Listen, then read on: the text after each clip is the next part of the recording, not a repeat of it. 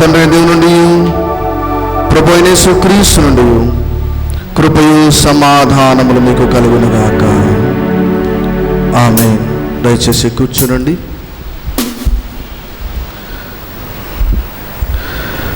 క్రీస్తునందు ప్రియమైన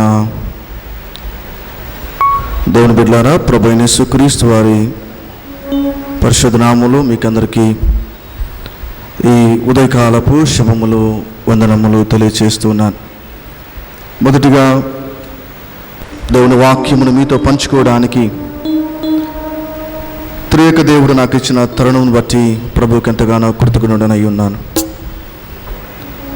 అలాగే దైవ సేవకులు బిషప్ తండ్రి గారికి నా హృదయపూర్వకమైన వందనములు. అలాగే తోటి దైవ సేవకులకు విలియం కిరయ్య గారు, రత్నపాలయ్య గారు, న్యూటన్ అయ్య గారు, అలాగే తమ్ముడు మూర్తిని బట్టి వారికి కూడా వందనములు చెల్లిస్తూ ఉన్నాను. ప్రియమైన దేవుని బిడ్డలారా, అపోస్తలుడైన పౌలు ఎఫెసీయులకు రాస్తూ 3వ అధ్యాయము 18వ వచనంలో ఒక అద్భుతమైనటువంటి మాటను తెలియజేస్తారు. సమస్త పరిశుద్ధులతో కూడా దాని వెడల్పు, పొడుగు, లోతు, ఎత్తు ఎంతో గ్రహించుకొనుటకును అని అంటాడు. అనగా ప్రేమ యందు ఆ ప్రేమ పొడవు, వెడల్పు, లోతు, ఎత్తు అని మాట్లాడతాడు. దేవుని ప్రేమను గురించిన అంశముతో ఈ రోజున మీతో వాక్యం పంచుకొని ఆశపడుతున్నాను. దానికి గాను ఒక చిన్న పల్లవి చరణం పాడేసి, ఇది ప్రేమను గురించి మాట్లాడుతున్నటువంటి కీర్తన, చాలా అద్భుతమైన కీర్తన. ఆ పల్లవి చరణం పాడి దేవుని వాక్యంలోనికి వెళ్తాను.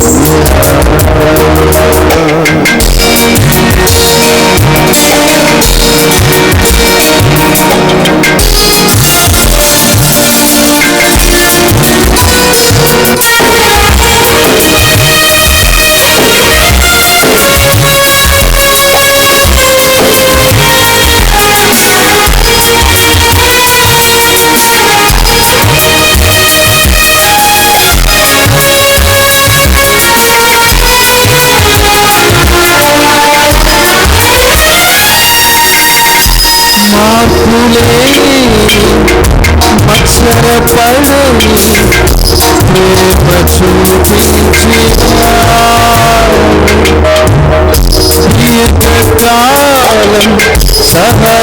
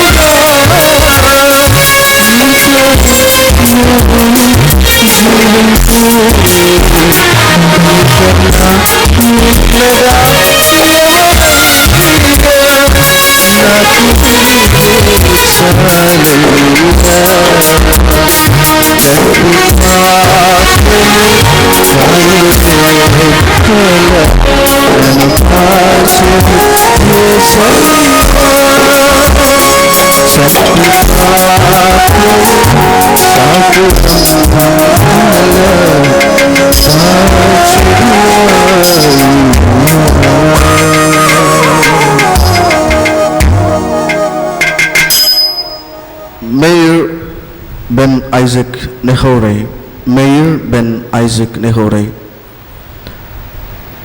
Jewish poet, యూదా సంబంధమైన కవి. నాకు తెలిసి ఆయన దాదాపు ఐ థింక్ 10వ శతాబ్దం లోపే జీవించిన వ్యక్తి అనుకుంటున్నాను, ఎందుకంటే ఎప్పుడూ చాలా కాలం కిందట చదివాను. ఆయన వ్రాసినటువంటి ఒక చిన్న పోయం, చాలా అద్భుతమైన పోయం అది. దేవుని ప్రేమ గురించి వ్రాస్తూ ఇలా చెప్తాడు. could we with ink the ocean fill, and were the skies of parchment made, were very stark on earth a quill, and every man a scribe by trade, to write the love of God above would drain the ocean dry, nor could the scroll contain the whole, though stretched from sky to sky. నేను దానిని తెలుగులో వివరించడానికి ప్రయత్నం చేస్తాను. దేవుని ప్రేమను వివరించడానికి ఆయన చెప్పినటువంటి చిన్న కవిత్వం లేదా పోయం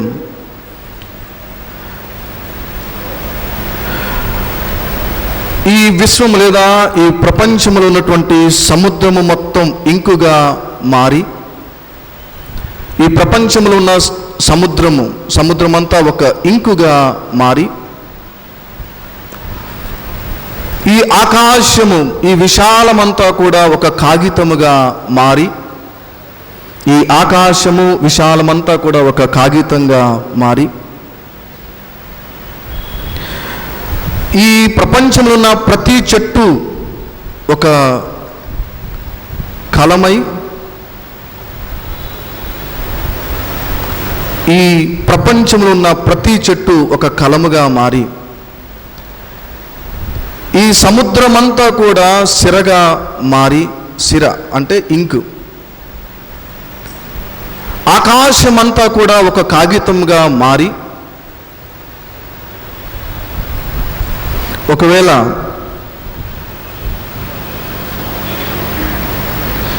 ఈ ప్రపంచం ఉన్న ప్రతి మనిషి కూడా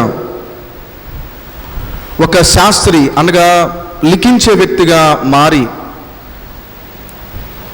దేవుని ప్రేమను గురించి రాయటం ప్రారంభిస్తే సముద్రం అనేటువంటి ఇంకు సరిపోదు, ఆకాశం అనేటువంటి కాగితము సరిపోదు, చెట్లు అనేటువంటి పెన్నులు సరిపోవు, మనిషి రాయడానికి సరిపోడు. ఒకవేళ రాయడానికి పూనుకుంటే ప్రారంభంలో మనకు ఉపోద్ఘాతం ఉంటుంది. ఉపోద్ఘాతము, ఆ ఉపోద్ఘాతము కూడా రాయలేము అని అంటాడు. You can't write the introduction words also. ఇది Jewish poet Meir Ben Isaac Nehorai. ప్రియమైనటువంటి దేవుని బిడ్డలారా,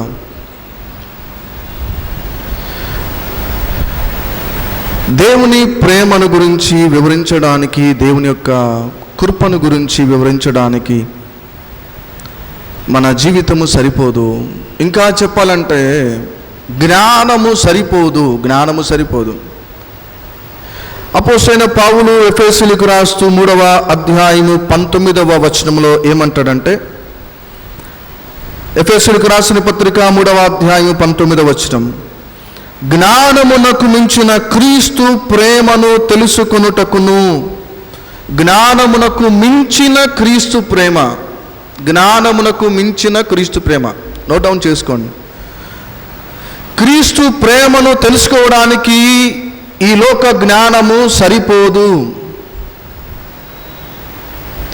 క్రీస్తు ప్రేమను ఎరగడానికి ఈ లోక జ్ఞానము సరిపోదు. నో డౌట్ అందులో. లోక జ్ఞానముతో క్రీస్తును వెతకాలి అని ప్రయత్నం చేస్తే అది వెర్రితనం అవుతుంది. లోక జ్ఞానముతో దేవునిని వెతకడానికి ఎప్పుడూ ప్రయత్నం చేయవద్దు. లోక జ్ఞానముతో దేవుడు ఎప్పుడు కూడా ఒక వ్యక్తికి సాక్షాత్కరించడు, ఎప్పుడు కూడా దర్శించడు. దేవుని జ్ఞానము, దేవుని ప్రేమ లోక జ్ఞానమునకు మించినది.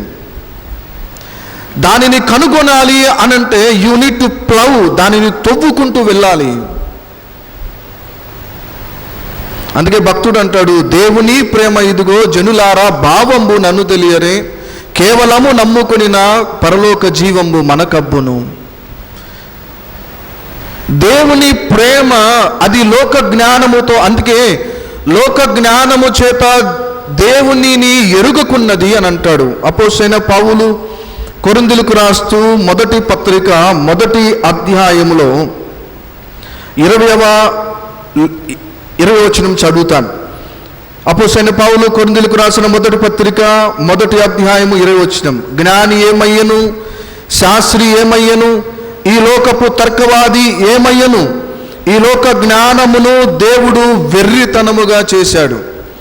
ఈ లోక జ్ఞానమును దేవుడు వెర్రితనముగా చేశాడు.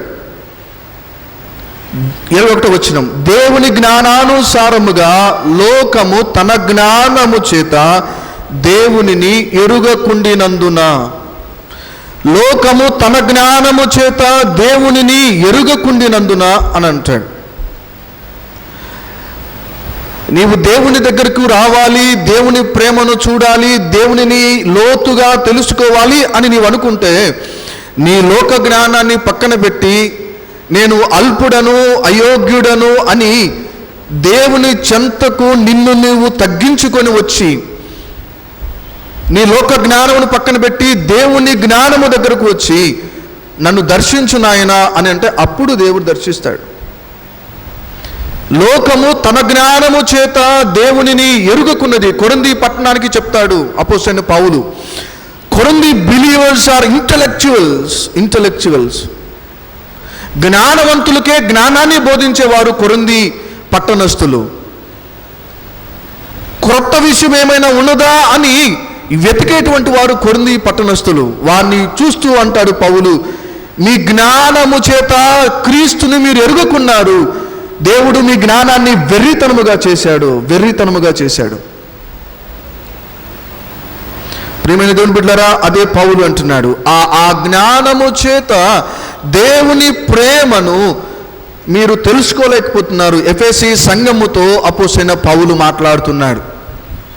ఎఫెసీ సంఘముతో రోమా చెరసాలలో ఉన్నటువంటి పౌలు మాట్లాడుతున్న మాటలు ఇవి.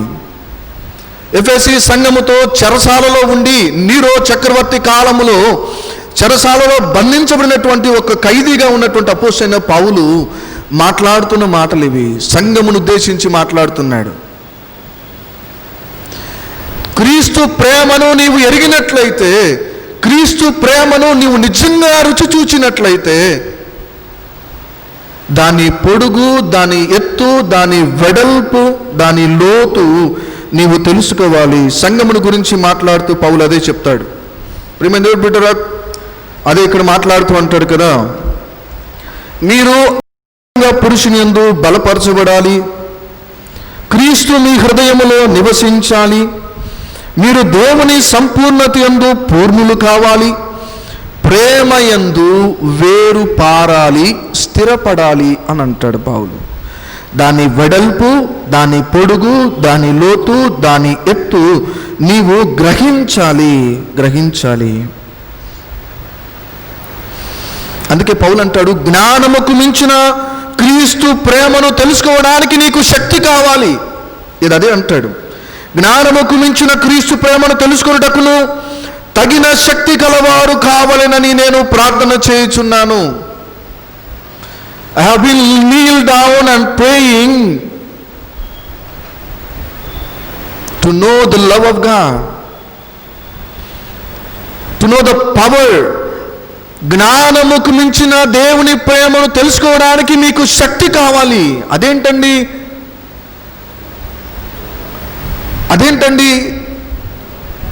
దానికి శక్తి కావాలా అనంటే, ఎస్, దేవుని ప్రేమ తెలుసండి, నాకు తెలిస్తే శ్రమలలో నువ్వు భయపడవు. దేవుని ప్రేమ నాకు తెలుసండి, తెలిస్తే రోగములలో నీవు జడియవు. దేవుని ప్రేమ నాకు తెలుసండి, తెలిస్తే సమస్యల ముందు నీవు ప్రశాంతంగా ఉంటావు. అంతా చెరసాలలో ఉంచితే పౌలును అది వదిలిపెట్టి సంఘమును గురించిన బాధ్యత కలిగి ఉంటాడు. చెరసాలలో ఉంచారు, నీరో చక్రవర్తి అందరినీ చంపివేస్తున్నాడు, శ్రమలు బాగా విస్తరిస్తున్నాయి, బ్రతికొస్తాడో లేదో అనే డౌటు. కానీ ఆయన సంఘమును గురించి మాట్లాడుతూ 13వ వచనంలో అంటాడు, ప్రారంభ వచనం 13వ వచనంలో, కాబట్టి మీ నిమిత్తమై నాకు వచ్చిన శ్రమలను చూచి మీరు అధైర్యపడవద్దు. మిమ్మల్ని గూర్చి, నాకు వచ్చిన శ్రమలను గూర్చి మీరు అధైర్యపడవద్దు అని మిమ్మల్ని వేడుకొనుచున్నాను. అవి మీకు మహిమకరములై ఉన్నవి.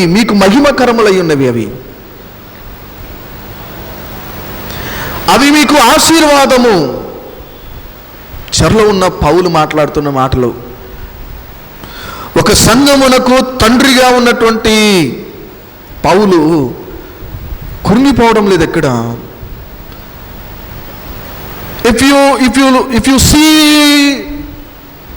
the love of God, the width, the length, ఆ ప్రేమను ఒకవేళ నువ్వు చూస్తే నీవు సంగమా కదిలించబడు. శ్రమానుభవాలు అనేకమైనవి వస్తాయి, కష్ట నష్టాలు మన జీవితంలో మనము కట్టెలో కలిసేంత వరకు కూడా కష్ట నష్టాలు, శ్రమానుభవాలు, దుఃఖము, ఏడ్పు ఇవన్నీ సహజమే. But whereas we need to fight with the tribulations. చాలా సందర్భాలలో దేవుడు ఆస్తులు ఇచ్చినప్పుడు, దేవుడు బలగం ఇచ్చినప్పుడు, దేవుడు కార్లు ఇచ్చినప్పుడు, ఇళ్ళు ఇచ్చినప్పుడు, బిడ్డలను ఇచ్చినప్పుడు, దేవా ఎందుకు ఇచ్చావయ్యా అని ఎవరు అడగరు. మరి అదేంటో చిత్రం. కానీ శ్రమలు ఇచ్చినప్పుడు ఎందుకు ఇచ్చావయ్యా? దేవుడు ఉన్నాడా? కారు ఇచ్చినప్పుడు అడగొచ్చుగా, దేవా ఎందుకు ఇచ్చావయ్యా కారు? బిల్డింగ్ ఇచ్చినప్పుడు అడగొచ్చు కదా, దేవా ఎందుకు ఇచ్చావయ్యా building? Why you gave me? నాకు బిడ్డలు ఇచ్చావు కదా, ఎందుకు ఇచ్చావయ్యా బిడ్డల్ని అని why don't we question God? ఎందుకు మనం అడగము? కానీ శ్రమలు వస్తే మటుకి నాకెందుకు ఇచ్చావయ్యా శ్రమలు, నాకే ఎందుకు వచ్చినాయి శ్రమలు అని అంటూ ఉంటాం. శ్రమలు వచ్చినప్పుడు we need to question, we will question God. కానీ ఆశీర్వాదాలు వచ్చినప్పుడు ఎందుకు క్వశ్చన్ చేయము దేవునిని? ఎందుకు నాకు ఆశీర్వాదం ఇస్తున్నావయ్యా, ఎందుకు నా బిడ్డలకు మంచి భవిష్యత్తు ఇచ్చావు, ఎందుకు నా బిడ్డలను అమెరికాలో ఉంచావు, ఎందుకు నా బిడ్డలు మంచి సంపద కలిగి ఉన్నారు అని ఎందుకు అడగవు అంటే యూ వాంట్ ఆస్క్ అంతే. ఆశీర్వాదాలు వచ్చినప్పుడేమో మౌనంగా కూర్చుంటాం, శ్రమలు వచ్చినప్పుడు దేవా నాకే ఎందుకు ఇచ్చావయ్యా శ్రమలను? గమనించండి, నేను ఎప్పుడు కౌన్సిలింగ్లో ఒక మాట చెప్తుంటాను, ఈ సమస్య నా వల్ల కాదు అని ఒకవేళ నువ్వు వెళ్ళిపోతే ఇంకా భవిష్యత్తులో ఇంకా పెద్ద సమస్య వచ్చింది, ఏం చేస్తావు అని అంటాను. ఈ సమస్య నా వల్ల కాదని నువ్వు వెళ్ళిపోతే భవిష్యత్తులో ఇంకా పెద్ద సమస్య వస్తుంది, ఏం చేస్తావు? చచ్చిపోతావా? ఒక చిన్న ఇల్లుస్ట్రేషన్ చెప్తాను మీ ముందు. ఒకసారి ఒక వ్యక్తి, 2 చేతులు లేని వ్యక్తి అటుగా వెళ్తూ దేవుని తిడుతాడంట. నువ్వేం దేవుడు అయ్యా, వాడికి చూడు 2 చేతులు 2 కాళ్ళు ఉన్నాయి, నాకు నువ్వు చేతులు లేకుండా చేసావు, you are not a good God, నువ్వు మంచివాడు కాదు అని అతను బూతులు తిట్టేస్తున్నాడు దేవుణ్ణి. నువ్వు మంచివాడు కాదు అబ్బే నీ అంత అలా తిట్టేస్తున్నాడు. కొంత సమయానికి అటుగా 2 కాళ్ళు 2 చేతులు లేనటువంటి వ్యక్తి వస్తున్నాడు.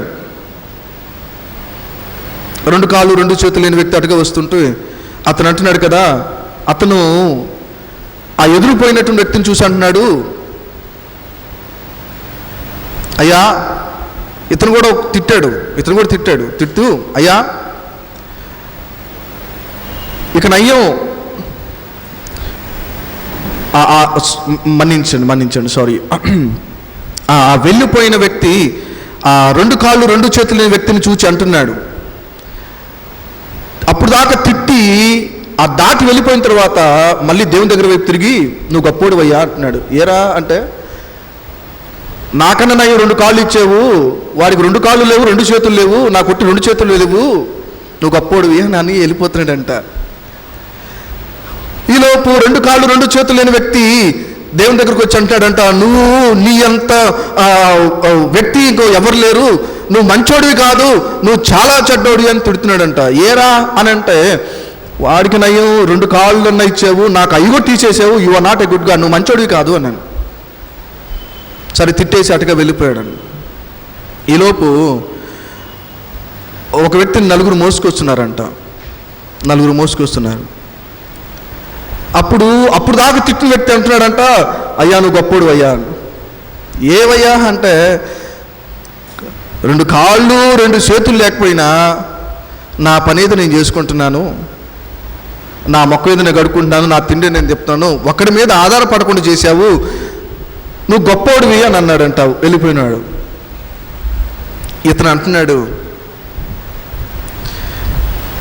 ఇతను కూడా అంటున్నాడు, ఆ 4 మోయబడుతూ వచ్చినటువంటి వ్యక్తి తిడుతున్నాడంట దేవుణ్ణి, అయ్యా నువ్వు గొప్పోడివి కాదు, ఎందుకంటే నాకు 2 కాళ్ళు 2 చేతులు లేకపోయినా పర్లేదు, వాడికిలాగా ఇప్పుడు వెళ్ళినోడికిలాగా ఏదో కొంచెం కష్టమో నష్టమో నా తిండి నేను తింటాను, నా పని నేను చేసుకుంటాను, ఒకరి మీద ఆధారపడకుండా నా కర్మ మీద నేను అనుభవించేవాడిని, నన్ను 4 మీద ఆధారపడేటట్టు చేసావు కదయ్యా అని అతను తిడుతున్నాడంట. ఈలోపు కొంచెం అటుగా అతన్ని తీసుకుని వెళ్ళిపోతున్నారు. ఈలోపు ఇంకొక వ్యక్తి ఇంకా అధ్వానమైన పరిస్థితిలో ఉండి అతను దేవుని తిడుతున్నాడు, ఇంకా అధ్వానమైన పరిస్థితి తిడుతున్నాడు. అప్పుడు 4 చేత మొయ్యబడుతున్న వ్యక్తి అంటున్నాడు, అయ్యా నువ్వు గొప్పడివి, నన్ను కుళ్ళు పట్టనివ్వలేదు, నన్ను హేళనగా చేయబడనివ్వలేదు అని అంటున్నాడు. గమనించండి, నేనేదో ఒక చిన్న ఇల్లుస్ట్రేషన్ ఇది. ఎందుకు ఈ విషయాన్ని చెప్తానంటే, నీవు అనుకుంటావు నీ శ్రమలు, నీ శోధనలు, నీ అవరోధములు నీకు మించి అని అనుకుంటావు. బట్ వేరాస్ మనుషులకు కలుగు శోధన తప్ప మరి ఏది కూడా మీకు కలగదు అని చెప్పేస్తాడు దేవుని వాక్యంలో.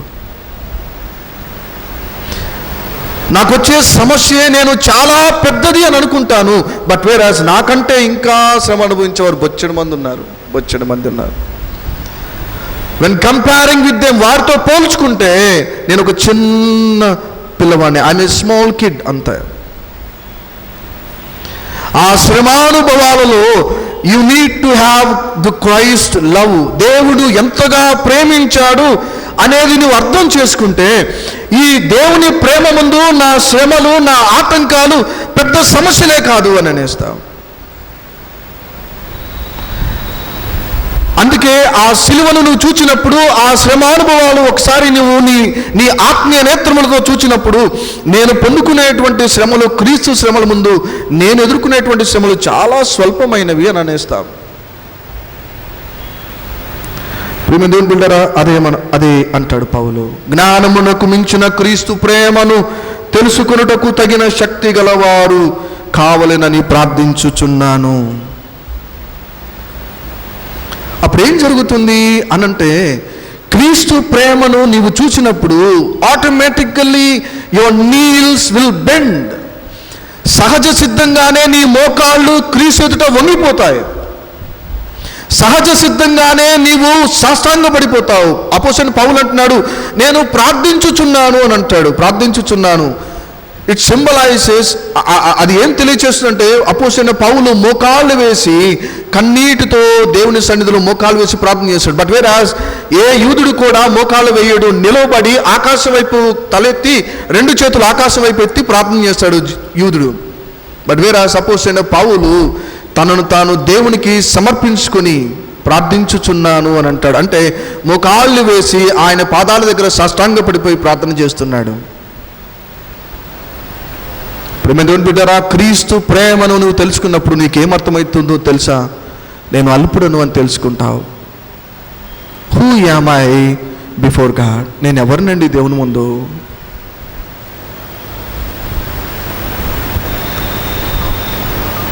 బేథోవెన్ అనేటువంటి మంచి మ్యూజిషియన్, మ్యూజిక్ డైరెక్టర్ బేథోవెన్ అతడు సైలెంట్ మ్యూజిక్, మంచి సంగీతము వినిపించేటువంటి వ్యక్తి. అఫ్కోర్స్ నేచర్, ప్రకృతిని గురించి చాలా అద్భుతంగా సంగీతాన్ని సమకూర్చారు ఆయన. అఫ్కోర్స్ ఆయనకి కళ్ళు లేవు, అది చిత్రం, కళ్ళు లేవు ఆయనకి, కానీ ప్రకృతి మీద అద్భుతంగా సంగీతాన్ని సమకూరుస్తాడు.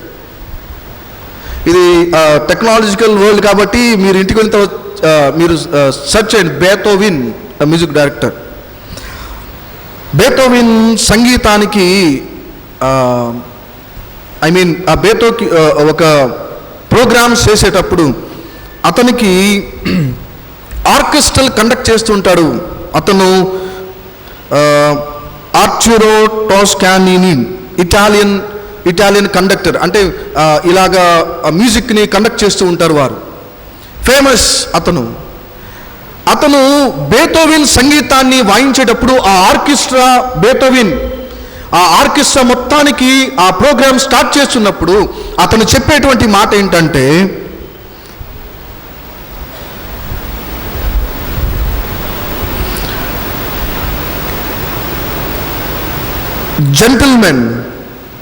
Gentlemen, I am nothing, you are nothing, Beethoven is everything.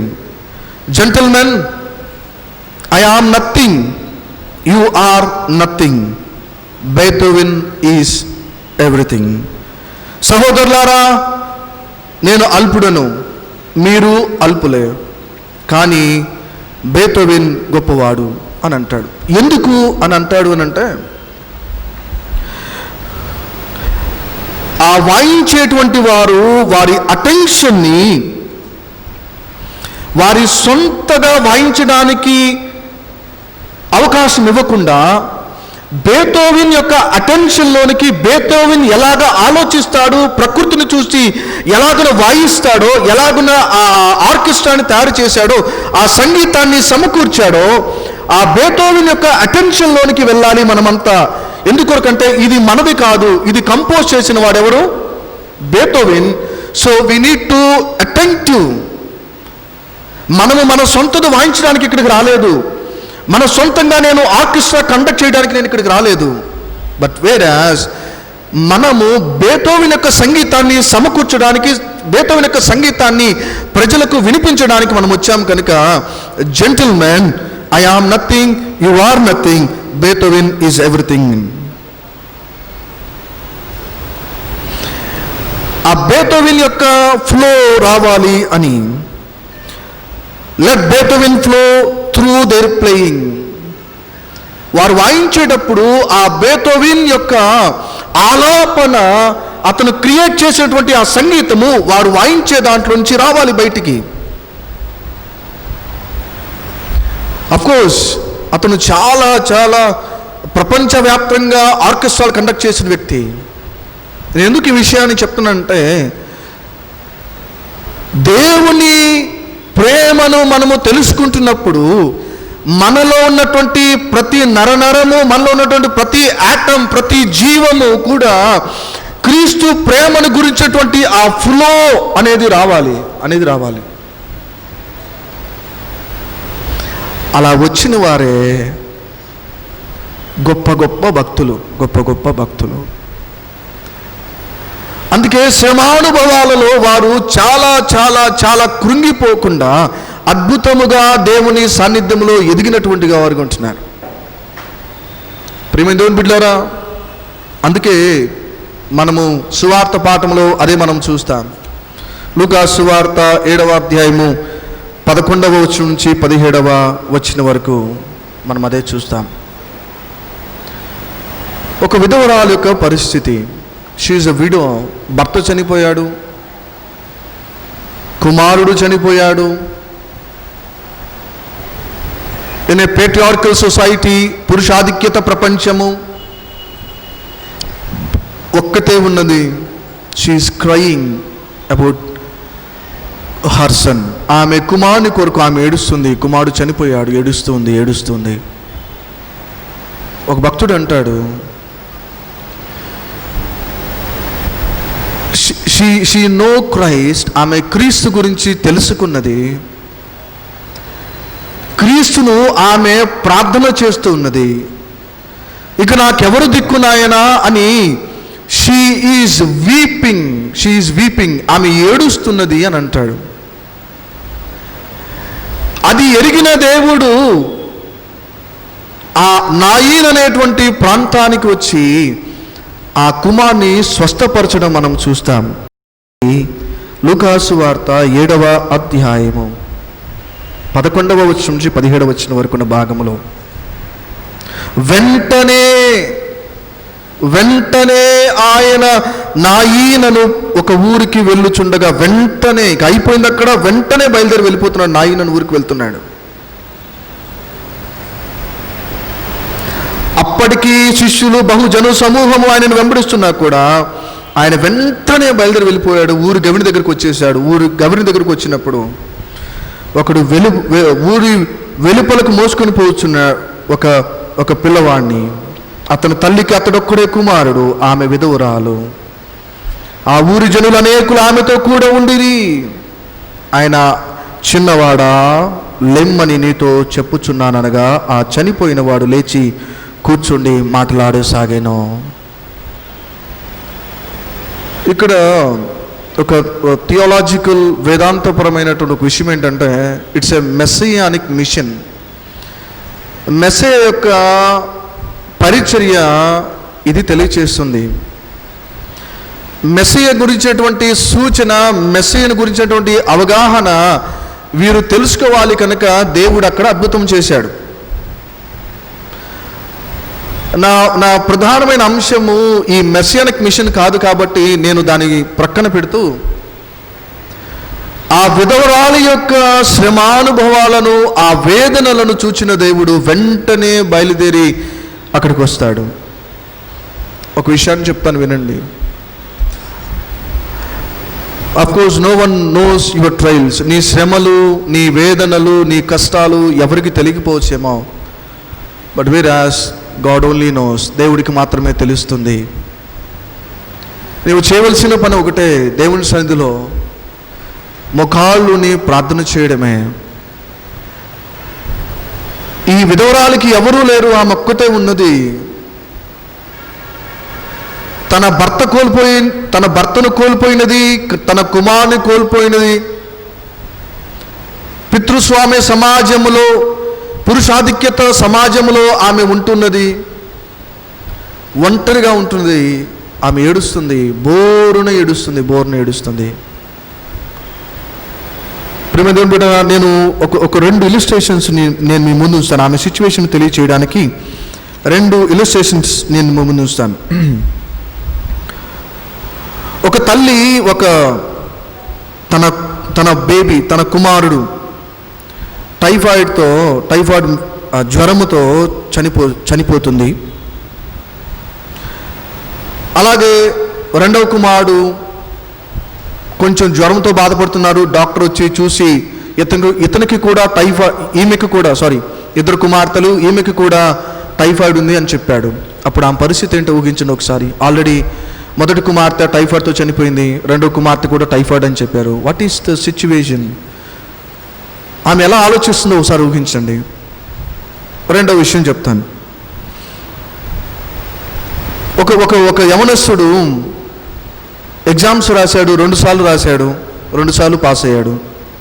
మన్నించండి, 2 సార్లు ఫెయిల్ అయ్యాడు. మళ్ళీ 3వసారి రాయాలి, ఇట్స్ ఎ ఫైనల్ ఎగ్జామ్. ఆ 3వసారి కూడా అతను రాయలేకపోతే, ఫెయిల్ అయితే ఇక అతను 3 సంవత్సరాలు చదివిన చదువు అంతా కూడా వృధా అయిపోతుంది. కనుక ఇప్పుడు అతను 3వసారి ఎగ్జామ్ రాయాలి. తన పరిస్థితి ఊహించండి ఎలా ఉంటుందో. అలాగే విధవరాలైనటువంటి ఆమె భర్తను కోల్పోయింది, కొడుకు కోల్పోయాడు. ఊహించండి ఒకసారి ఆమె పరిస్థితి ఎలా ఉంటుందో. ప్రేమ దేవుని బిడ్డలారా, ఆమె క్రీస్తును తన మోకాళ్ళ చేత లేదా తన కన్నీటి చేత ఆమె క్రీస్తును ప్రార్థించినది అని అంటాడు ఒక భక్తుడు. She was cried and prayed to God. ఆమె ఏడ్చి ప్రార్థన చేస్తుంది. అయ్యా, నాకు భర్తకు పోయాడు, నాకు కొడుకు కూడా పోయాడు, నేనేం చేయాలి? ఇంకా వెంటనే ప్రియమైన దేవుని బిడ్డలారా, ఒక విషయాన్ని మనము ఈ రోజున తెలుసుకోవాలి. దేవుని ప్రేమ లోతులలోనికి మనము వెళుతున్నప్పుడు మనము అది ఎటువంటి శ్రమలైనను, అది ఎటువంటిదైనను, ఆటంకములైనను మనము ముందుకు వెళ్ళగలము. అందుకే అంటున్నాడు పౌలు, మేము ధైర్యము కలిగి ఉన్నాము, మా శ్రమానుభవాలలో మేము ధైర్యము కలిగి ఉన్నాము. 20వ వచనం చదువుతారు. మనలో కార్యసాధకమైన తన శక్తి చొప్పున మనం అడుగు వాటన్నిటికంటేను, ఊహించు వాటన్నిటికంటేను అత్యధికముగా చేయ శక్తి గల దేవునికి క్రీస్తు యేసు మూలముగా సంఘములో తరతరములు సదాకాలము మహిమ కలుగునుగాక. అత్యధికముగా అడుగు వాటన్నిటికంటే, ఊహించు వాటన్నిటికంటే అత్యధికముగా చేయు దేవుడు మనకు ఉన్నాడు. అది మన నిరీక్షణ, అది మన ధైర్యం.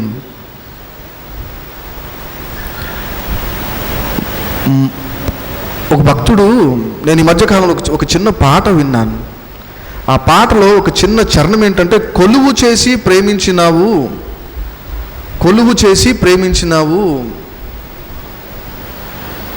ఏమున్నది నాలో అర్హత ఏమి లేదు కదా, స్వార్థమెరుగని సాత్వికుడా నీకు సాటెవరయ్యా అని అంటాడు. కొలువు చేసి ప్రేమించావు అంటాడు. నాకు చాలా అద్భుతం అనిపించిన మాట. కొలువు చేయడం అంటే ఏంటి? ఒక ఇంట్లో ఉండి ఊడిగం చేయడం, కొలువు చేయడం. యాకోబు చేశాడు. 20 సంవత్సరాలు మామ దగ్గర కొలువు చేశాడు. 20 సంవత్సరాలు మామ గొర్రెలను కాస్తున్నాడు. రాహేలు లేయా కొరకు, తన ప్రియురాళ్ళ కొరకు కొలువు చేశాడంట. దేవుడు కూడా విశ్వాసి ఎడల లేదా సంఘము కొరకు కొలువు చేశాడు. చాలా అద్భుతమైన వివరణ. అసలు కొలువు చేశాడు అంటే తన మామ తన కూతురు ఇచ్చేంత వరకు కూడా అక్కడే కనిపెట్టుకొని ఉన్నాడు. ఇంకో 7 సంవత్సరాలు ఉంటారండి ఆమె కొరకు అంటాడు యాకోబు. ఇంకో 7 సంవత్సరాలు ఉంటానండి ఆమె కొరకు అని అంటాడు. మొత్తం 20 సంవత్సరాలు కొలువు చేస్తాడు యాకోబు. 20 సంవత్సరాలు కొలువు చేస్తాడు. క్రీస్తు ప్రభువు కూడా సంఘము కొరకు కొన్ని సంవత్సరాలు కొలువు చేశాడు. సంఘము పరిశుద్ధంగా ఉండాలని, సంఘము తన ఎదుట పరిశుద్ధంగా నిలబడాలని కొలువు చేశాడు.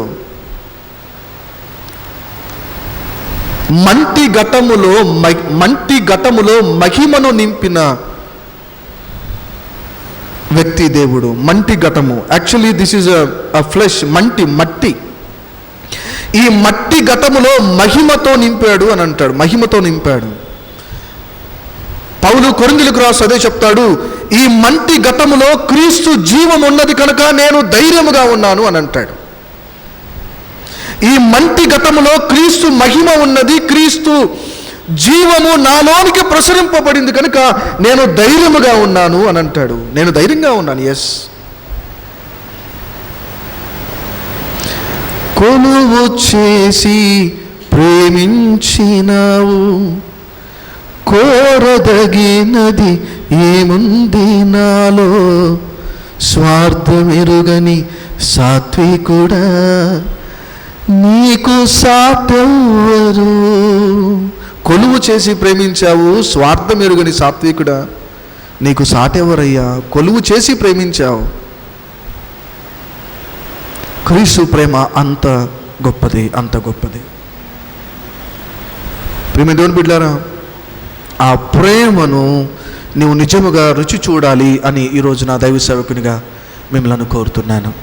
ఆ ప్రేమను రుచి చూచినప్పుడు ఒకవేళ నీకు ఆ విధవరాలు లాంటి సమస్యలు ఉండవచ్చేమో, నీ సమస్యలలో నీకు ధైర్యము, నిబ్బరము దేవుడు నీకు ఇచ్చేస్తాడు.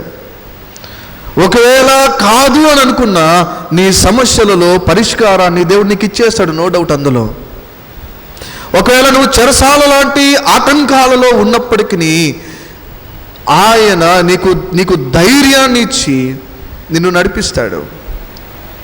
అందుకే ఆ ప్రేమను, ఎఫెసీ సంఘమా, ఆ ప్రేమను నీవు కనుగొను అని అంటాడు.